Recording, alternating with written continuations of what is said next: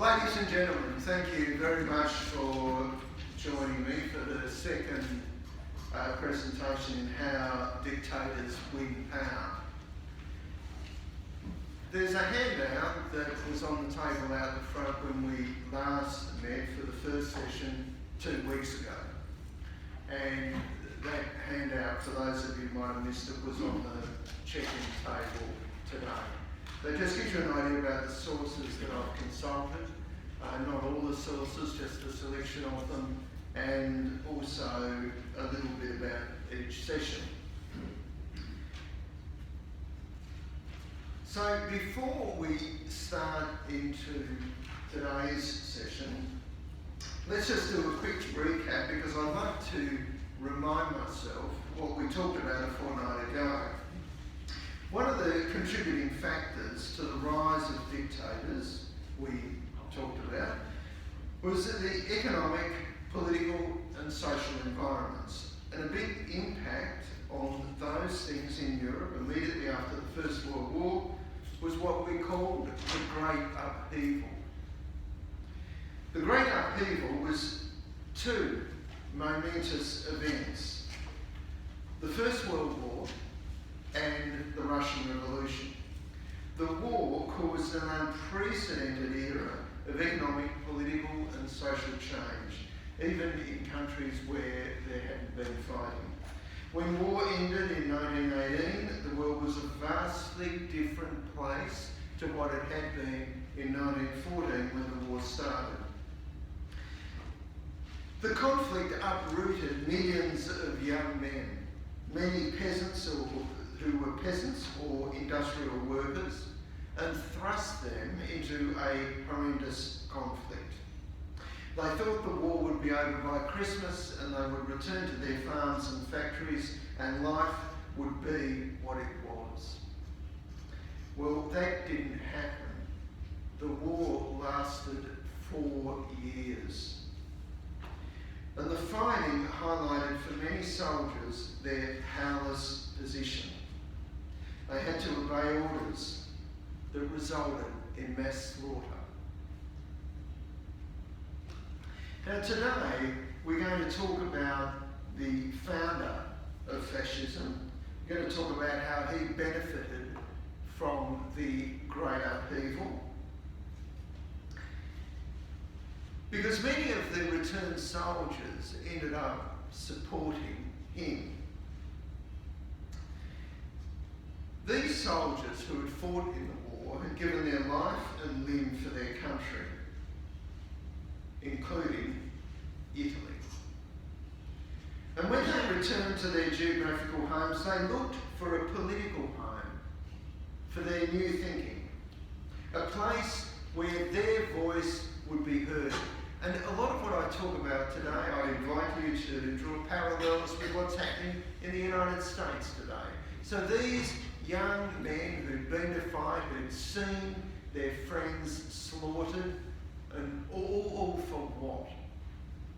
And they didn't have anyone, or they felt they didn't have anyone who represented them, who voiced their concerns.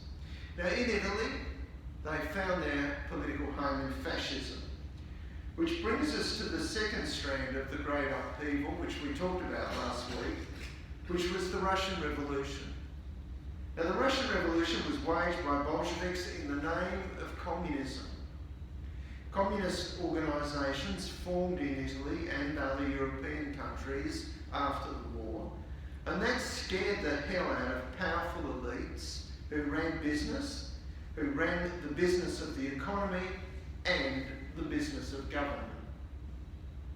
They saw what had happened in Russia and they feared the same fate would befall them.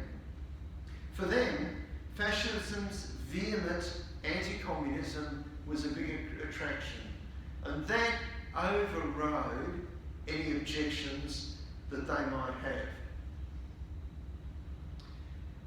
And there's a parallel to that in the United States today when people say they can't understand women and other people supporting Trump. One of the reasons is that Trump is anti-abortion.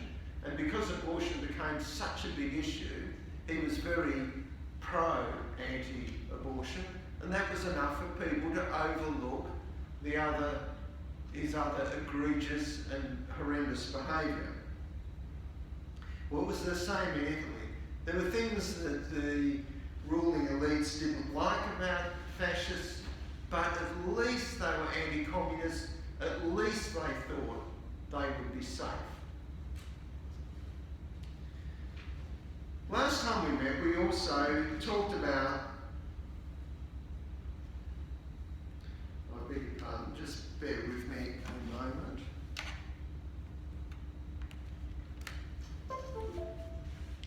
It does help to have things plugged in. So we talked about these terms, and we talked about what they meant: fascist, dictator and elite. We examined their sociological meaning, which will help us understand why dictators win power, specifically those of Italy and Spain. This week we're going to talk about the man who led an electorally unpopular party. He did not control the military, and yet he became Prime Minister of Italy and later dictator. He was the world's first fascist leader, Benito Mussolini. There were many myths about Mussolini. One you might have heard, and that was that he made the trains run on time. The implication is that fascism might not have been so bad. There is evidence the punctuality of train services throughout Italy did improve in the 1920s and 30s when Mussolini was in power. But it wasn't because of Mussolini. Previous governments' policies to improve the train system were showing results by the time Mussolini was in power. Mussolini, like all effective propagandists, took the credit. Another myth is that he wasn't as bad as he was sometimes made out. He brought order to a society that was in chaos. He improved the economy and he restored Italian pride. He did all that, but it came at a cost, a human cost. Violence was a key part of Mussolini's strategy to win and maintain power. You could say he murdered his way to office. There was no rule of law in Mussolini's regime. There were no checks and balances on his power. He did as he pleased, which did not, in the end, please his people, who lynched him and his lover on the 28th of April 1945. And there they are. Mussolini was born on the 29th of July 1883, and with the help of circumstances and Italy's elite, he became the Prime Minister. He called himself Il Duce and expected everybody else to do the same. He was the eldest of three. He had a younger brother and sister. Their father, Alessandro, was a blacksmith and an ardent socialist who scorned religion. Alessandro preached the word of socialism to anyone who would listen. Benito was named after Benito Juarez, a left-winger who became Mexico's president. His two middle names, Annie-Claire and Andrea, were after two Italian socialist leaders. Mussolini's mother, Rosa Maltoni, was a primary school teacher and an ardent Catholic. No doubt his parents had heated discussions. His mother won the education debate. When Benito was 10, he was sent to a nearby school managed by monks. He boarded there until he stabbed a boy's hand and was expelled. The next school was non-religious. He achieved good grades and was appreciated by his teachers despite his violent character. He qualified as a primary school teacher in 1901, but one of his first jobs ended abruptly when it became known he was having an affair with a married woman. Social scientist David Kurtzer, in his book The Pope and Mussolini, writes that Mussolini was a likeable person. He was intelligent, sentimental, and emotional. He could sum up people quickly by ascertaining their strengths and weaknesses, and he knew how to take advantage. He was an effective organiser. He made decisions quickly, and he was a loyal friend. But you wouldn't want to cross him. He held grudges. He was a pragmatist, not an idealist. He didn't have convictions, and so was able to abandon a policy or position. But he did have one conviction, and that was that his destiny was to determine Italy's future. A former Prime Minister of Italy, Antonio Salandra, said Mussolini was a mix of geniality and vulgarity. Sincere expression of noble sentiments were followed by base instincts for reprisal and vendetta, bluntness and theatricality. Tenacious assertions followed by instant changes of course, striking an effective eloquence sprinkled with cultural references and presumptuous ignorance expressed in lower class slang. But what most struck the former Prime Minister and what drove Mussolini the most was his devotion to the cult of his personality. And that wasn't hard for him to create. He was a persuasive writer and a convincing orator. Mussolini left for Switzerland in 1902 to avoid compulsory military service. When he became Prime Minister, he made such an action an offence, punishable by death. He worked as a stonemason in Switzerland, but was unable to find permanent work. He held a variety of jobs, one of which was a propagandist for a trade union that represented bricklayers. In the evenings, he went to Socialist Party meetings where he often advocated violence.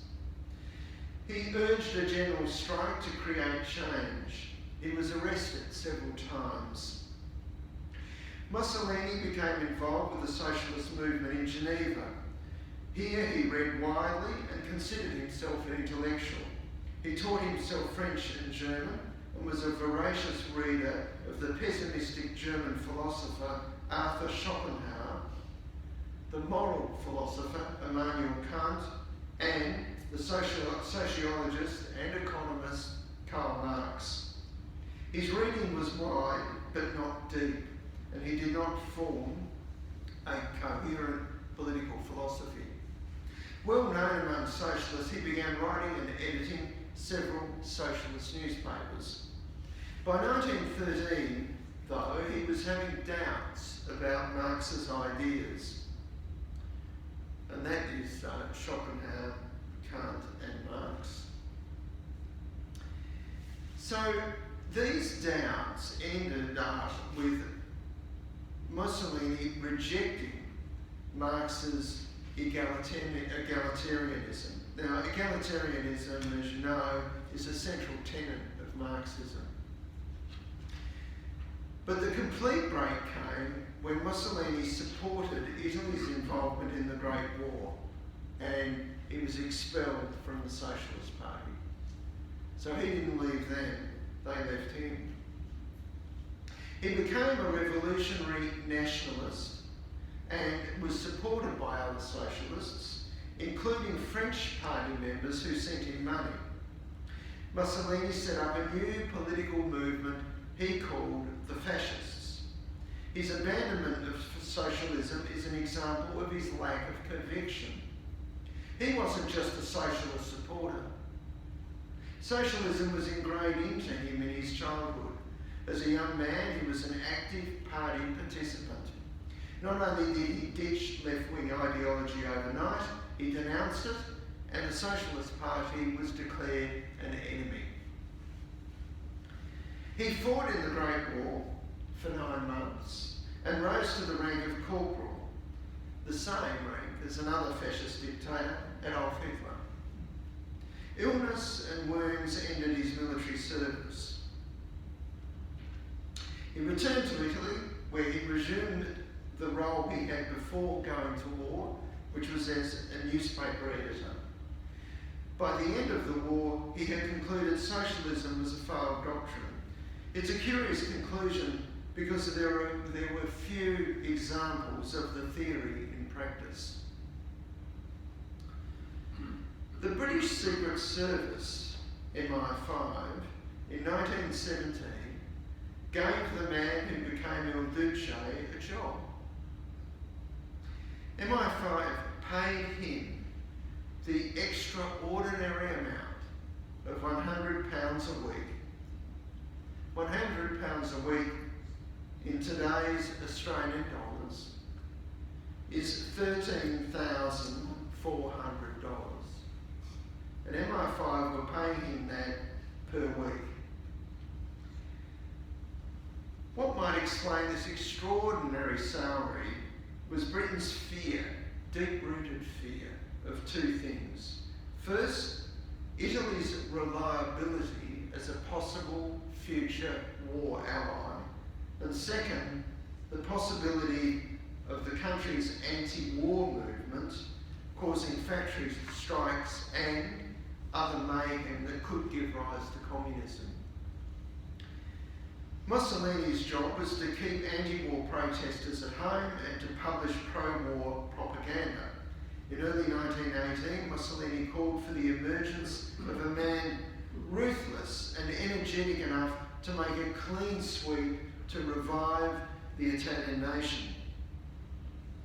And he, of course, was just the man to do it. The great upheaval contributed to the chaos in Italy as it did throughout Europe. But Italy's problems go back further to the mid-1800s. One of the problems was Italy's constitution. The country became a nation-state on the 17th of March 1861. So as a nation, by the time of the First World War, it wasn't that old, just over 50 years. The country had a constitutional monarchy, which is the same, of course, as what we have in Australia. Italy was created from most of the states of the Italian peninsula and 2 states that were Sicily.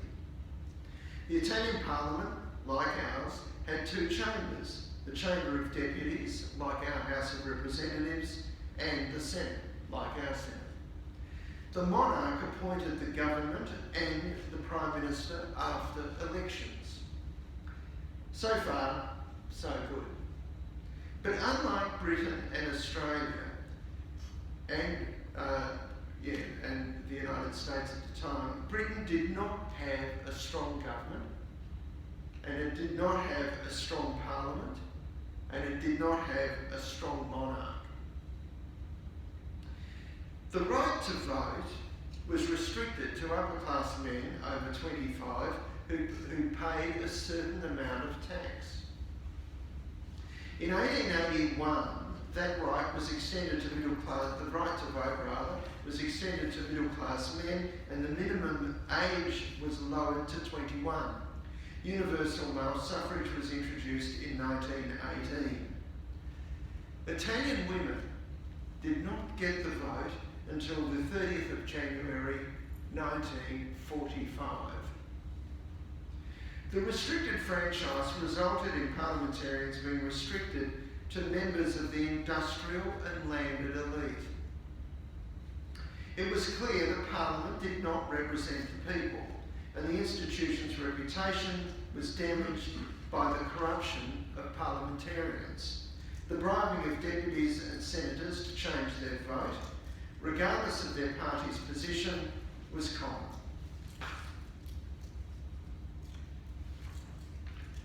One commentator wrote in 1884 that the Parliament was the most oppressive mediocrity.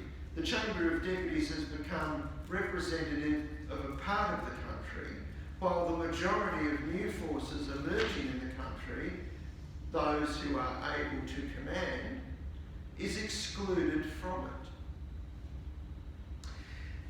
The Great War changed Italy as much as it did other European countries, and there are 4 contributing and connected factors to this. First was the war dead and injured. Second, the radicalisation of the working class. Third, nationalism. And finally, the government's failure. Let's have a look at these in a bit more detail, one by one. First, the war dead and injured. 650,000 Italian soldiers were killed and 1 million wounded. That's 100,000 more than the population of Tasmania. 1 million were wounded. The war uprooted, as I said earlier, millions of young Italian men from the countryside and factories, and they were trained to be fighting machines and then thrown into battle. The war united men from different backgrounds and regions who thought the conflict was an evil over which they had no control. Says the historian David Sassoon, soldiers' rural passivity turned quickly into humble devotion to their officers and love for their fellow soldiers. Returned soldiers had been united by a common experience. While soldiers endured unimaginable suffering, they saw the elites not only avoiding it, but increasing their riches. They blamed politicians in Rome who were far from the trenches. The second factor in Italy's chaos after the Great War was the radicalisation of the working class. Returned soldiers contributed to this. They joined right-wing organisations, including the fascists. They wanted change, and the war empowered them to demand it. Contributing to this radicalisation is a third factor, increasing nationalism. Nationalism had been an important part of the Italian ethos for decades, and Italy wasn't alone. Strident nationalism was rampant throughout Europe and was one of the contributing factors to the Great War. Italy had wanted to be a world power since its formation in 1861. That desire was deepened by the number of deaths and injuries from the war.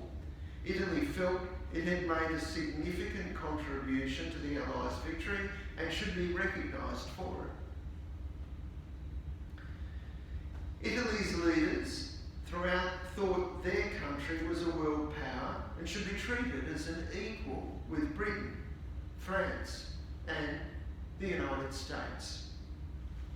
The Great War launched the United States as the dominant world power, and its president, Woodrow Wilson, had an enormous influence at the Versailles Peace Conference. Before the conference, the British promised Italy it would control what is now Slovenia and the Croatian coast, as well as parts of Greece, Albania and Turkey. Quite an expansion. The United States vetoed the plan. So much for Italy being treated as an equal. Italian nationalists were furious, leaving them bitter and determined Italy had a strong government that would assert its international authority. The fourth and final factor was the government's failure to deal with the post-war economic, political, social and economic crisis. Returned soldiers hated the war profiteers, the inept generals and corrupt politicians. Unemployment was high, there was political instability and mass industrial unrest. The government seemed incapable of solving the problems. The winds of change were given a blast on the 16th of November 1919 at the election that was probably the most important in the country's history. And that election had three firsts. It was the first post-war election and the first since 1913. You might expect voters to be keen to express their opinion, as it had been 6 years since they'd last voted and there'd been the Great War. But turnout was 57%, about the same as 1913. Proportional representation was used for the first time, and as you know, this is the same system we have for our Senate and state elections. There was universal male franchise for the first time. Men over 21 could vote. The divided Liberal governing coalition lost its absolute majority in the 508 seat Chamber of Deputies. 6 new parties contested the election, including the Italian People's Party that won 100 seats. And it was the second biggest party in the chamber. It was a Catholic party founded by a priest, and it was formed specifically to oppose the Socialist Party. The Socialists won 156 seats and was the biggest party in the parliament. So the two biggest parties were diametrically opposed to each other. There was no chance of them working together. There were 12 parties altogether in the Chamber of Deputies. The People's Party, Socialists and another party called the Liberals, Democrats and Radicals held 352 of the 506 seats. But those parties' differences were so great and their willingness to work together so little, stable government was impossible. There was no chance of a coalition of national unity. Another reason for the political instability was the parliamentarians' inexperience. Of the 508 deputies, 304, almost 2/3, were elected for the first time at the 1919 election. There were 6 changes of government in the years from 1919. The Parliament wasn't the only area of instability. There had been a big increase in manufacturing and industrial workers. Before the war, Italy imported most of its manufactured goods from Germany, but that stopped when the war started. Italy's manufacturing needs during the war included armaments, and there was a huge increase in the number of manufacturers. By the end of the war, 10 times more Italians were working in manufacturing than before the war. The working class was a lot bigger at the end of the war than what it had been at the start, and those workers joined trade unions. By 1921, 3.5 million Italian workers were members of the union, and the unions took action. In May 1920, workers occupied the Fiat factory at Turin in northern Italy. The government sent 50,000 troops to break it up. This unrest and others like it unsettled the elites who feared revolution, but they needn't have worried. The workers were causing chaos, but they did not have a goal or a leader around who they could unite. In March 1922, Fiat management sacked many workers. Unions did nothing. Management said most of those sacked were troublemaking socialists. Strikes and occupation of factories was common. In the countryside, peasants rebelled and the government seized powers. By the beginning of 1922, Italians feared there would be a revolution by the left or by the right. Mussolini, with the help of the elite, prevailed.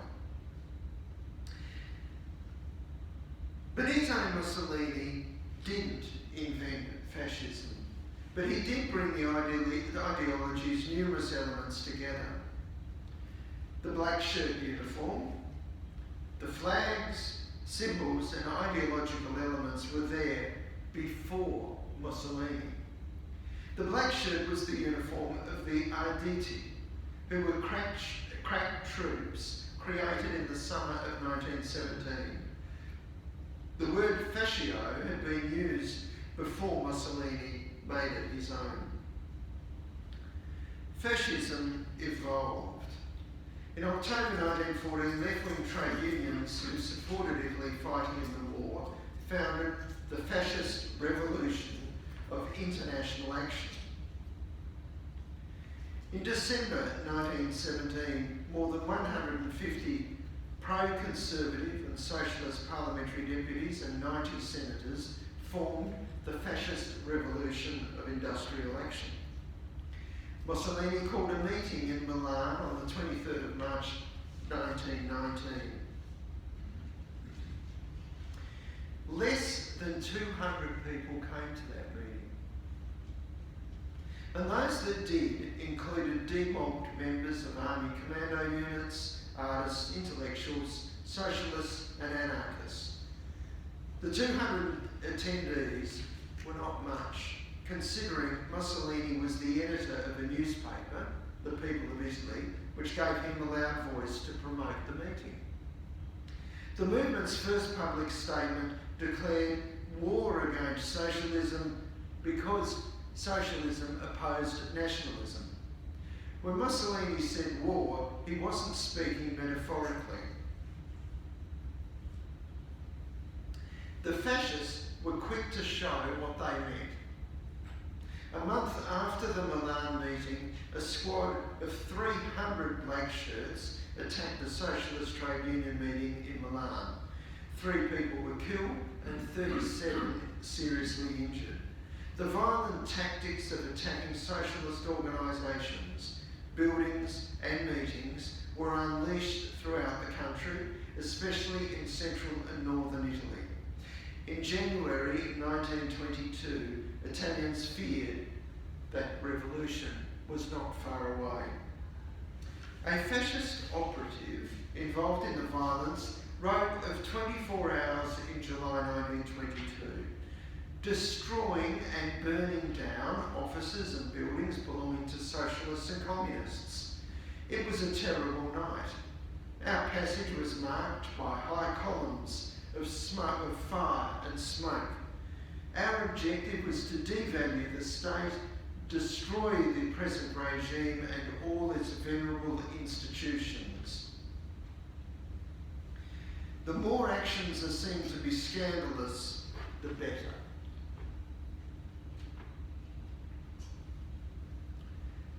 The violence didn't deter people from joining the movement.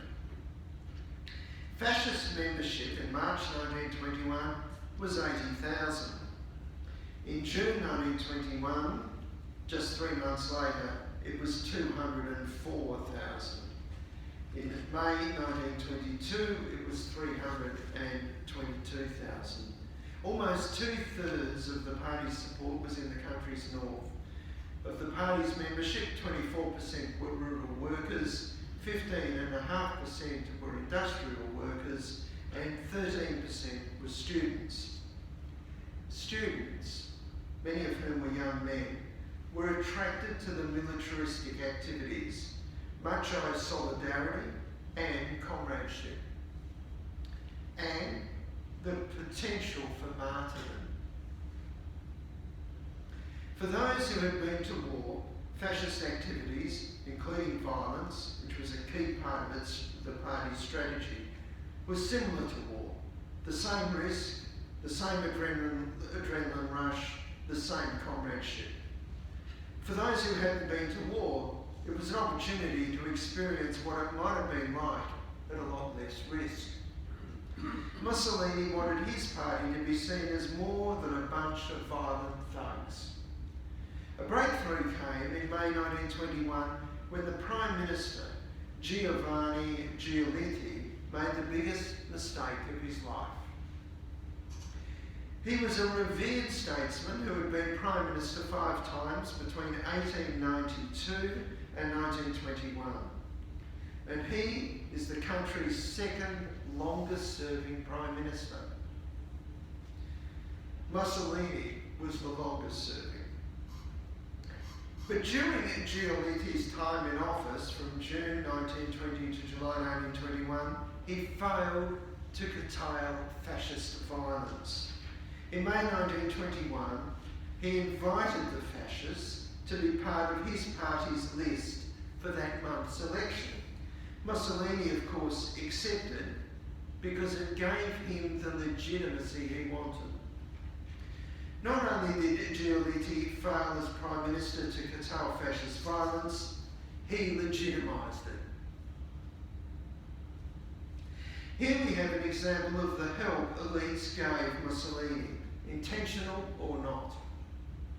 Giolitti said the fascist candidates would be like fireworks. They will make a lot of noise but leave nothing behind except smoke. Elite power explains Giolitti's reluctance to stop fascist violence. He felt he could not take action because he could not rely on the police and army to obey him, which outweighed the consequences of doing nothing.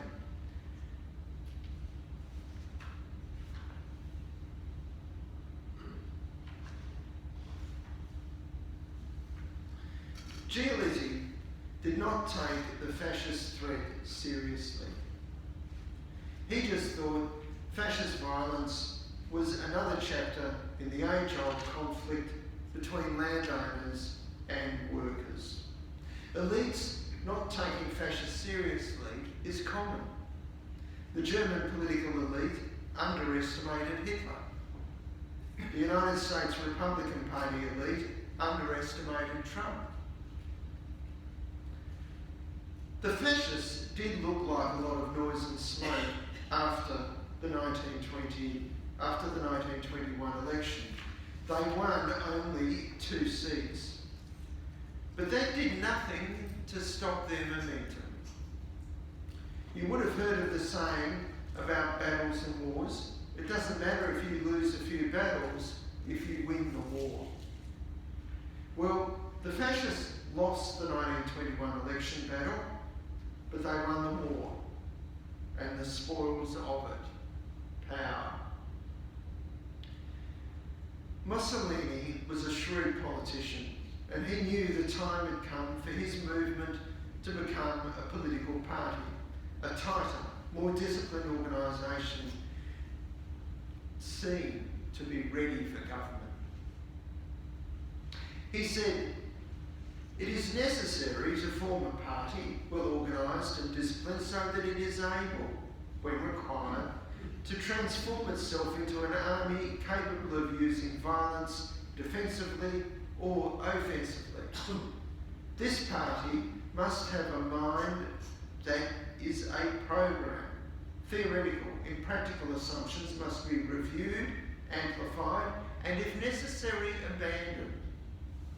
Here again, we see Mussolini's pragmatism. In other words, we'll get rid of what's unpopular. Let's take a look at what the fascists did support. Mussolini, in an article for the Italian Encyclopedia in 1932, wrote, "Fascism was the response to the need for action. It was not a party, but in its first 2 years it was a movement against all parties. What began as a series of suggestions within a few years developed into a doctrine." Here are a few credos. Fascism is practice and thought, based on a doctrine of the state. In other words, fascism tells you how to think and act. Individualism isn't recognised. The individual is the state, and the state is the individual. Fascist enemies are your enemies. Perpetual peace is not something the fascist, particularly the soldier, must believe in. Never say the government will pay, because it is you who pay, and the government is that which you will to have, for which you put on a uniform. And lastly, another one, Mussolini is always right. Now you might recognise some similarities there with some politicians, particularly radical right-wing politicians, and what they are saying today. Fascist members wanted revolution to overthrow the liberal elite, but Mussolini knew he needed the elite's support. His pitch to them was capitalism no longer needed democracy, and he assured them the liberal principles of meritocracy, individualism and a free market would flourish under a fascist government. From July 1921, Mussolini added to the disquiet about the possibility of a socialist revolution. He claimed the left were about to form a violent, anti-fascist government. A year later, in June 1922, he claimed fascists would come to power peacefully or with the shoulder charge of insurrection. Well, that was the signal for his militia to unleash more violence. That violence spread throughout the north and led to a general strike. The army intervened to restore the peace, but when that was done, violence soon broke out in another area. The labour movement was substantially destroyed throughout Italy. Fascist attacks forced the Socialist Milan Council to resign. The city hall was destroyed. It was a virtual civil war, but most Italians remained neutral, passive bystanders. The historian Paul Mason says this inactivity and the inability of the fascist opponents to unite was one of the major reasons Mussolini won power. It was also one of the reasons why Hitler got into power. It was also one of the reasons why Trump got into power. The turmoil and chaos that had beset Italy since the end of the Great War worsened from January 1922, and the fascist campaign of violence contributed to the chaos. On the 11th of August, Mussolini started warning about a march on Rome. Events came to a head in October when what was left of the trade union movement called a general strike. Mussolini declared if the government didn't prevent the strike, the fascists would. Fascists helped to defeat the strike, which advanced their claim to power. On the 3rd of October, fascists published new regulations for its militia that included a pledge to serve Italy, but it didn't mention the king or state. It amounted to the formation of a private army. On the 18th of October, the Black Shirt leadership met at an upmarket northern Italian resort to plan the insurrection. The Queen Mother, the Italian Queen Mother, was on holiday there and invited the group to lunch. She reportedly whispered to one of them after dessert, "May all your plans be fulfilled." This is another indication of elite support. The message fascists were getting from the elite was, "We won't stand in your way." On the 24th of October, at a gathering of 40,000 fascists in Naples, Mussolini threatened, "Either the government will be given to us or we will seize it by marching on Rome." The crowd responded by shouting together, "Roma, Roma, Roma." In the days after the rally, fascists seized railway stations, telephone exchanges, post offices and army barracks throughout Italy. They were not opposed by the army, the police or anyone else. Mussolini didn't want to march on Rome. He wanted a political compromise because he wanted legitimacy. He contacted the king, Victor Emmanuel III, and demanded that the king invite Mussolini in writing to form a government. Meanwhile, throughout Italy, the fascists gathered for the March on Rome, and although it was a lot less orderly than fascist propaganda later suggested, it was enough to force the government to act. On the 27th of October 1922, the government met and resigned to give the Prime Minister freedom to give fascist ministerial positions. But the spreading of the uprising forced the cabinet to meet again to deal with the increasing crisis. It recommended the king impose martial law, which gave the army authority to act against the marchers. The king twice refused to sign the decree. He wanted Mussolini to be given an important ministry in a new coalition. Victor Emmanuel's refusal neutralised the army. It would not act against the marching fascists. The government was doomed without the army's support. Here we have another elite, the army leadership, supporting fascism. The truth is the king wanted a lot more for Mussolini than a ministry. He wanted to preserve his position and that of the rest of the elite, and the best way to do that was to appoint a fascist leader prime minister and invite him to form a government.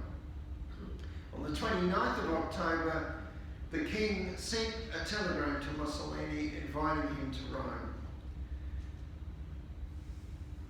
Mussolini arrived in Rome the next day, and he didn't fulfil his promise to meet the king in his black shirt in the streets. He went to the palace in a bourgeois tailcoat. The historian David Sasson wrote, "The March on Rome became the foundation myth.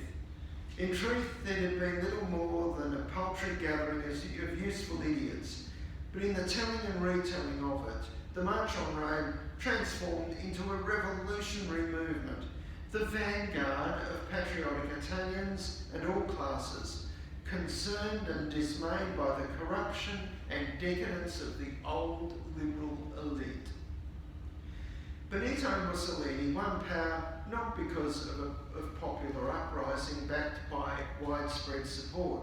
He won power because of the disintegrating liberal democracy, the decline of which was aided and abetted by the fascists. He won power because of the army refused to oppose the fascists during the March on Rome, and the monarch refused to defend democracy, refused to uphold the constitution he had sworn to uphold. And in Germany, Hindenburg, the president, the head of state, Paul von Hindenburg, did exactly the same. The situation was like a tinderbox, tense, unpredictable, and it could have ended in civil war. Mussolini had helped create these revolutionary circumstances. In 1922, the elite knew it could not continue as it had, but it didn't know what the new way might be. The Italian elite were never a united force. They were more uncertain the more political the situation became, the more serious the political situation became, rather, the more disunited they became. But one thing they had in common, and that was hatred of the socialists and other left-wing parties. The fascists would get rid of trade unions, socialists and communists. The elite, like all elites, wanted a leader who would restore stability and be a figurehead that would not threaten their power. Like most fascist dictators, Mussolini was initially not an all-powerful leader. In the first 8 months of his government, the National Fascist Party was a minority. But in June 1923, the government started to dismantle democracy and introduce a gerrymander that ensured they won most of the seats. An obvious question is, why did the Italian members of Parliament vote for a bill that would likely result in them losing their seats because of the gerrymander? And the reason? The fascist threat of violence. They'd seen it, and they knew there would be more of it. Today, we've talked about the electorally unpopular Benito Mussolini and how he won power with the help of the Great Upheaval, his contribution to violence, and his country's elite, who hated left-wing parties more than his.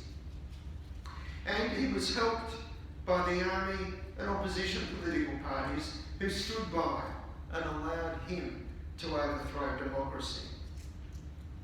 Next week, we'll talk about a short man with a high voice, and how he became the fascist dictator of Spain and reigned for more than 4 decades. Does anyone have any questions, queries, comments, or criticisms? Yes. I think you've made the point very clearly that these people kind of use, I think you described it as useful idiots, but also elites.